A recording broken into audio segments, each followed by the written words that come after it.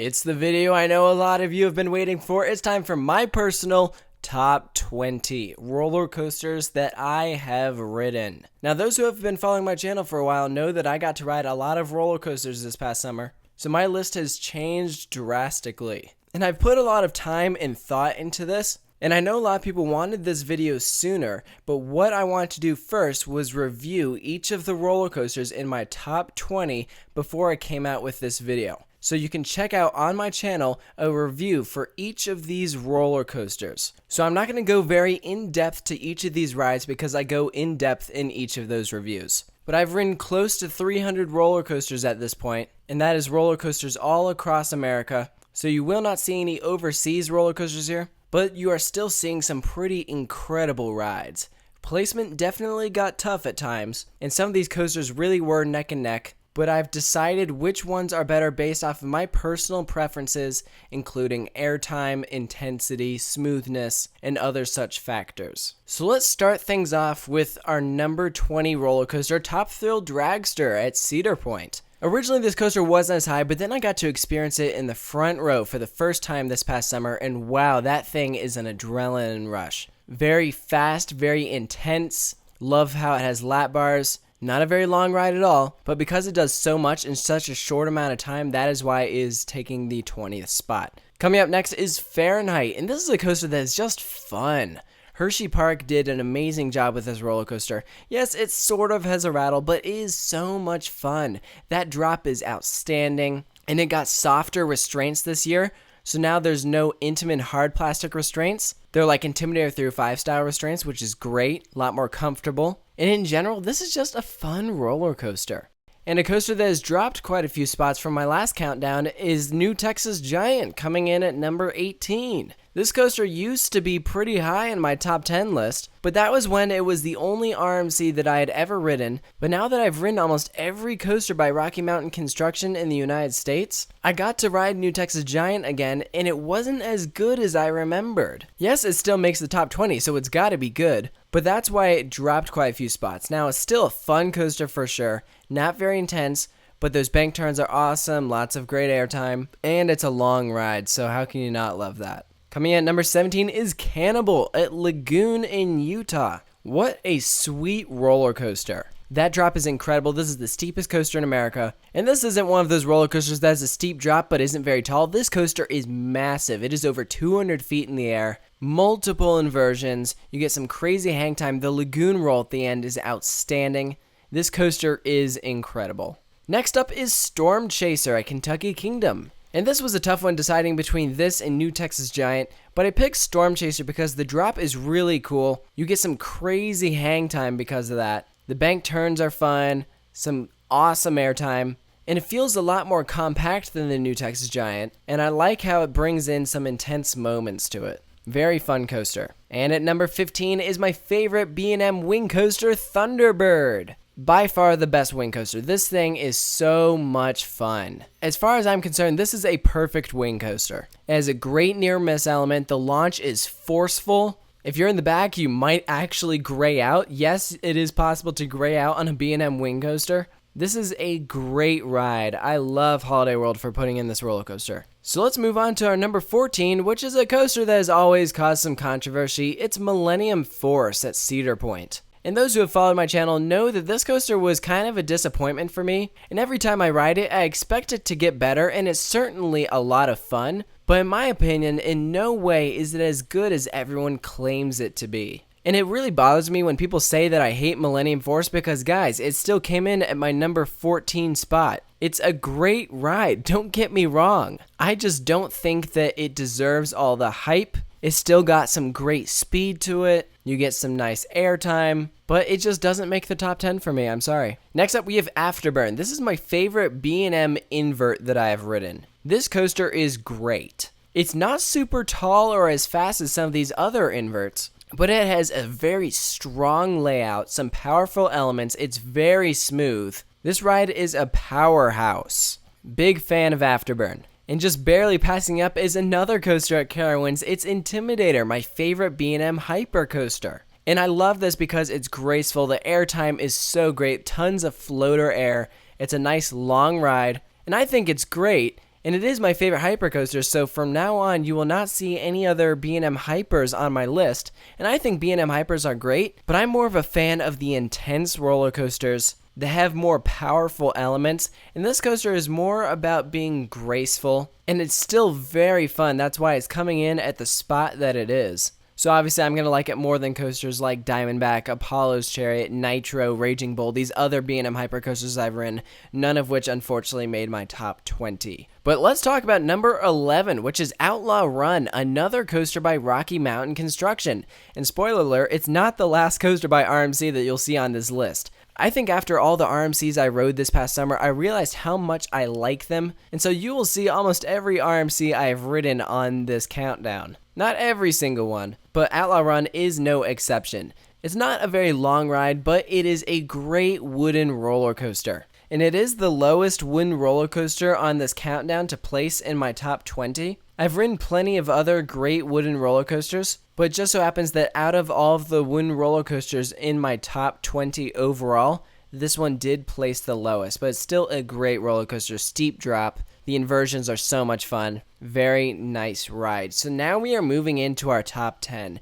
And coming in at number 10 is a coaster I think is going to surprise a lot of people. It's Lightning Run at Kentucky Kingdom. Now let me explain with this one. It is small but very powerful, and I had the opportunity to ride this coaster several times, so I got night ride and day ride on it. Got to try in all sorts of seats, and I love its twisted layout. It's intense. It has moments where it stays very low to the ground. The airtime is insanely ejector based. And again, you can check out a review that I've done of this coaster on my channel. But in my opinion, this is a great roller coaster. Definitely not talked about enough. Now, a coaster a lot of people love is Skyrush, coming in at number 9. And in my review, I addressed how the restraints didn't bother me as much as it bothers some people. So that's why I am a big fan of it. It did have a bit of a rattle to it. It kind of had a shakiness, but it is seriously so much fun. It has tons of energy, crazy layout, steep drop, ejector air all over the place. It's an intense night ride. It's an intense day ride. And I know there are some people who consider this one of the best steel coasters in the country. And I'll agree with that. It made my top 10 for a reason. So let's move on to number 8, which is Maverick at Cedar Point. Yes, this is my favorite coaster at Cedar Point, and it is because it stays low to the ground. It has one element right after another. It has that great launch, insanely steep drop. It's just twisting every which direction. Some of those bank turns are crazy. The airtime is great, but I absolutely love this roller coaster. Such a great ride. And I definitely was tempted to put this coaster higher, but as it gets deeper into my top 10, some of these coasters I put so close together that I just kind of had to decide on a number. But it certainly was a battle for some of these. These are all fantastic roller coasters. From here on out, every single one of these rides is getting a 10. So now let's move on to Phantom's Revenge at Kennywood. This is my favorite hyper coaster. It's not a B&M hyper, or it's not even an Intamin hyper. This coaster was done by Morgan, and it is fantastic. What I love about this is how it uses the terrain. It's so sweet. And of course, that second drop is bigger than the first one, so really it has two huge drops. And they're very different from each other. You have the first drop, which is slanted, and the second one just goes straight down. It is such a funky layout. It is so weird and original. I love it. So let's move a little bit deeper. Number 6 is Twisted Colossus at Six Flags Magic Mountain. And wow, am I a big fan of this roller coaster. This is one coaster with 2 separate tracks. So you go through the blue side and then you come back around and do the green side and you duel each other.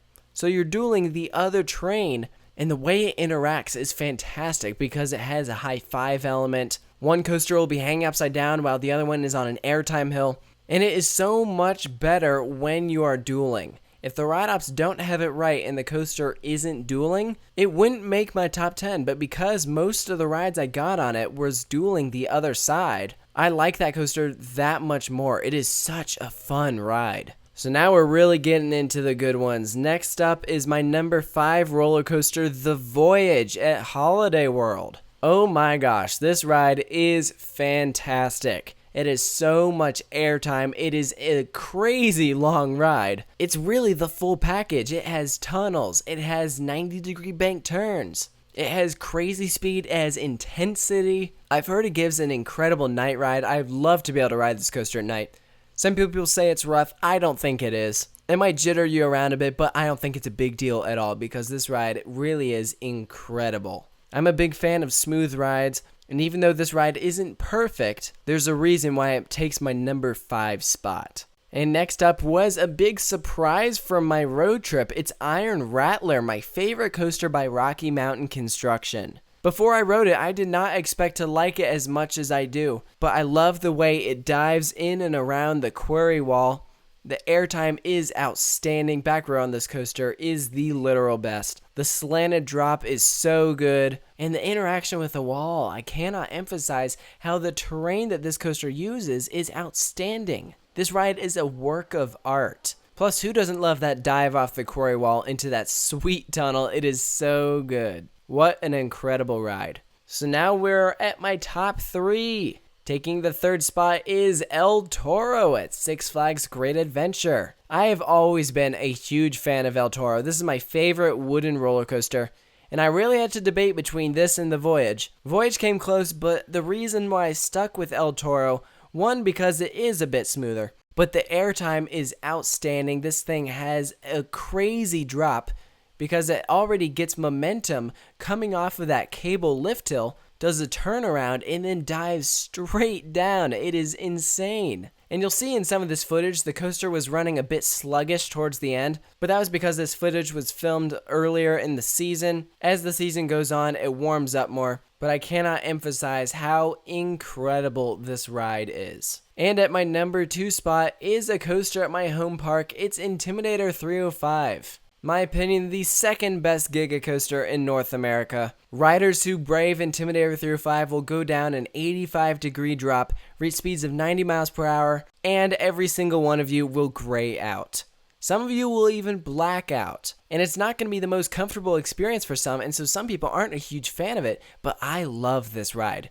And I'm lucky that I get to experience this coaster so much. And I think I like this coaster so much because it is so intense and fast. I'm lucky enough to be able to say that I've ridden this coaster more than any other roller coaster on the planet. So am I a little biased towards Intimidator 305? Yeah, maybe. But this is my top 20. No one's here to tell me which coaster I like more. That is completely up to me. But there is a reason why it is not taking my number 1 spot. My number 1 coaster is going to be the one, the only Fury 325. And actually, this coaster was my number 1 coaster before it was voted the best steel coaster on the planet. Everyone says it's the best, and I'm sorry, I'm going to agree with them. I truly think this is the best steel roller coaster on the planet. Maybe the best roller coaster on the planet. It's a long ride. It's intense. It's got airtime, crazy bank turns. It dives under a freaking bridge that pedestrians can walk over. And it's a speed monster. You are flying from start to finish. And let's talk about that drop. You are falling for what feels like an eternity. You get off this ride and it just takes your breath away.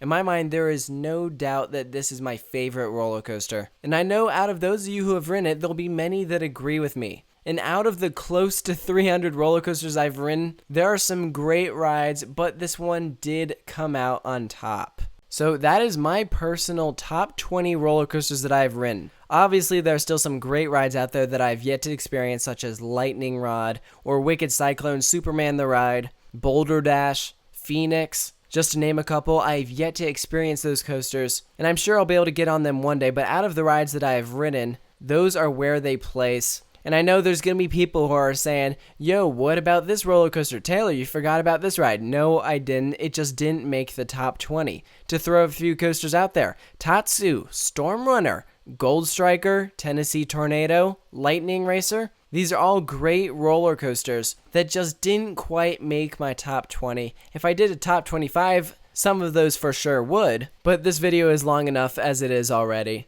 So I want to hear about what your favorite roller coasters are. Post all of those thoughts in the comment section below, and once again, make sure to click on that link in the description. They'll take you to the reviews for all of these rides. If you want to hear me go in depth with one of these roller coasters, I can guarantee you I have reviewed it. You can click on that playlist. It'll take you there. Make sure to check those out. And of course, I will catch you guys next time. Thank you so much for watching.